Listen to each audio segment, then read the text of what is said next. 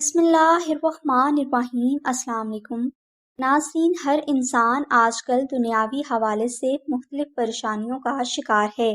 کوئی بھی فرد ایسا نہیں جو سکون کی زندگی گزار رہا ہو۔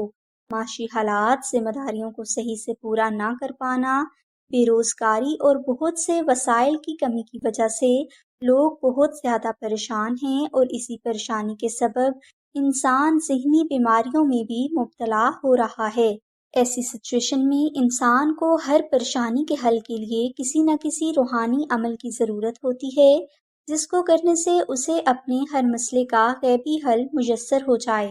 لہٰذا آج کی اس ویڈیو میں ہم آپ کو ہر پریشانی کے حل کے لیے قرآنی عمل بتائیں گے، جس سے آپ کی ہر قسم کی دنیاوی مشکل پریشانی دور ہو جائے گی۔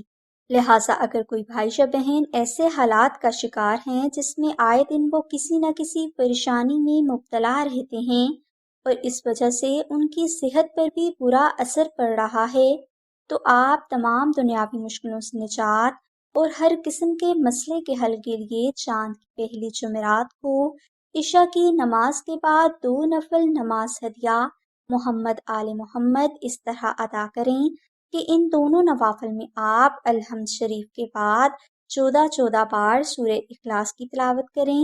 نوافل کی ادائیگی کے بعد آپ 300 بار سورہ مائدہ کی آیت 114 کی تلاوت کریں۔ یہ عمل آپ نے ایک ہی بار کرنا ہے۔ اس کے بعد آپ روزانہ 7 بار سورہ مائدہ کی آیت 114 اور 10 بار درود ابراہیمی پڑھنے کی عادت ڈال لیں، اور اس میں بلا مجبوری ناغہ نہ کریں۔ انشاءاللہ اس مختصر سے عمل کی برکت سے آپ کی تمام پریشانیاں دور ہو جائیں گی، اور آپ کے ہر مسئلے کے حل کے لیے اللہ کی ذات غیبی اسباب پیدا فرما دیں گے۔